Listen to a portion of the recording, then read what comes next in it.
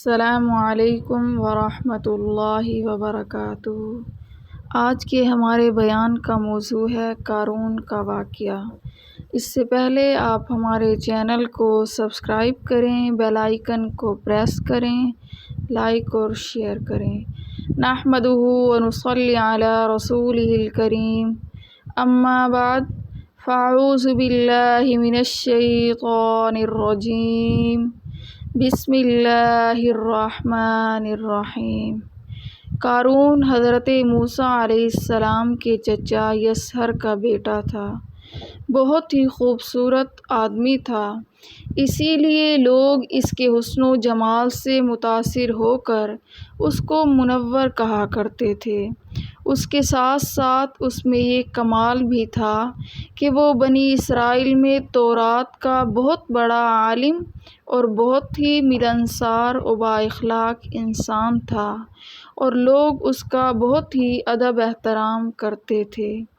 لیکن بے شمار دولت اس کے ہاتھ میں آتے ہی اس کے حالات میں ایک دم تغیر پیدا ہو گیا، اور سامری کی طرح منافق ہو کر حضرت موسیٰ علیہ السلام کا بہت بڑا دشمن ہو گیا، اور اعلیٰ درجے کا متکبر اور مغرور ہو گیا۔ جب زکوٰۃ کا حکم نازل ہوا تو اس نے حضرت موسیٰ علیہ السلام کے روبرو یہ عہد کیا کہ وہ اپنے تمام مالوں میں سے 1000واں حصہ زکوٰۃ نکالے گا۔ مگر جب اس نے مالوں کا حساب لگایا تو ایک بہت بڑی رقم زکوٰۃ کی نکلی۔ یہ دیکھ کر اس پر ایک دم حرص و بخل کا بھوت سوار ہو گیا، اور نہ صرف زکوٰۃ کا منکر ہو گیا بلکہ عام طور پر بنی اسرائیل کو بہکانے لگا کہ حضرت موسیٰ علیہ السلام اس بہانے سے تمہارے مالوں کو لینا چاہتے ہیں۔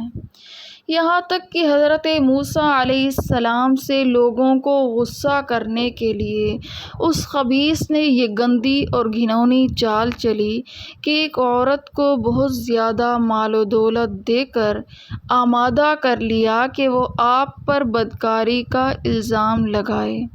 چنانچہ عین اس وقت جب کہ حضرت موسیٰ علیہ السلام وعظ فرما رہے تھے، قارون نے حضرت موسیٰ علیہ السلام کو ٹوکا کہ فلانی عورت سے آپ نے بدکاری کی ہے۔ حضرت موسیٰ علیہ السلام نے ارشاد فرمایا کہ اس عورت کو میرے سامنے لاؤ۔ چنانچہ وہ عورت بلائی گئی تو حضرت موسیٰ علیہ السلام نے فرمایا کہ اے عورت، اس رب کی قسم جس نے بنی اسرائیل کے لیے دریا کو پھاڑ دیا اور عافیت و سلامتی کے ساتھ دریا کے پار کرا کر فرعون سے نجات دے دی، سچ سچ کہہ دے کہ واقعہ کیا ہے۔ حضرت موسیٰ علیہ السلام کے جلال سے عورت سہم کر کانپنے لگی، اور اس نے مجمع عام میں صاف صاف کہہ دیا کہ اے اللہ عز و جل کے نبی، مجھ کو قارون نے کثیر دولت دے کر آپ پر بہتان لگانے کے لیے آمادہ کیا ہے۔ اس وقت حضرت موسیٰ علیہ السلام آبدیدہ ہو کر سجدہ شکر میں گر پڑے، اور بحالت سجدہ حضرت موسیٰ علیہ السلام نے یہ دعا مانگی کہ یا اللہ، قارون پر اپنا قہر و غضب نازل فرما۔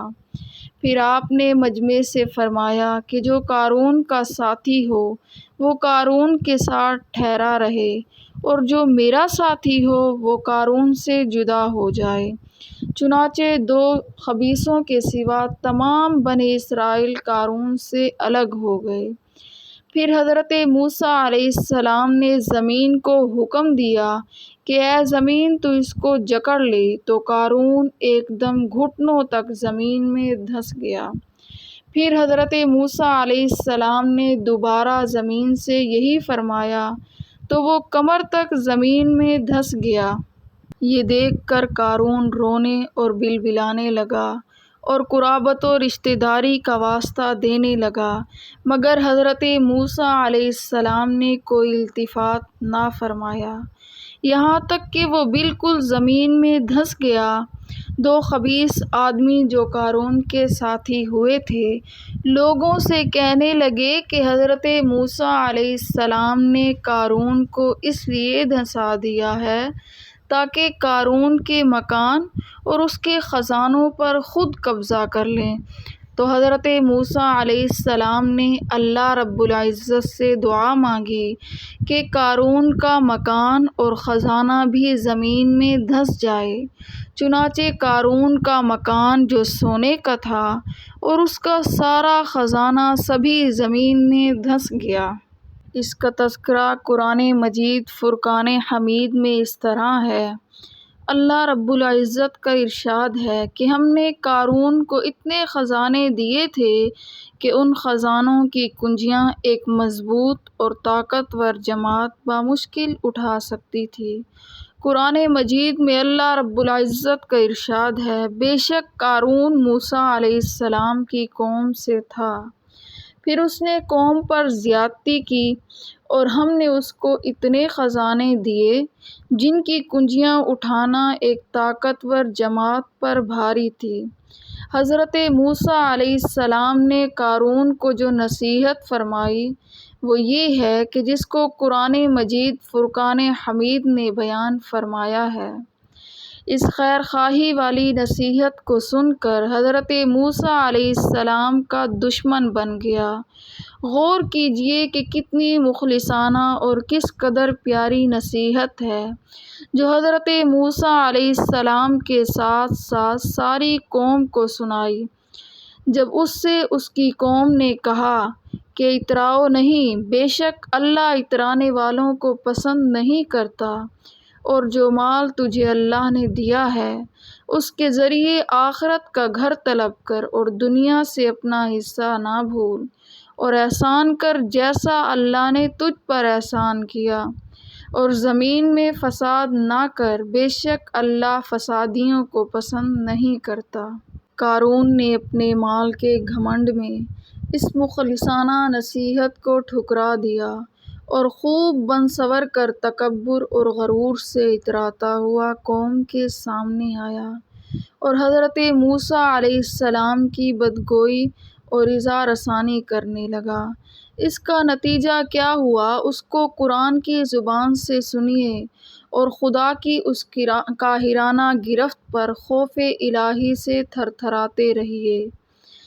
تو ہم نے اسے اور اس کے گھر کو زمین میں دھنسا دیا تو اس کے پاس کوئی جماعت نہ تھی جو اللہ کے مقابلے میں اس کی مدد کرتی اور نہ وہ خود اپنی مدد کر سکا۔ وآخر دعوانا ان الحمد للہ رب العالمین۔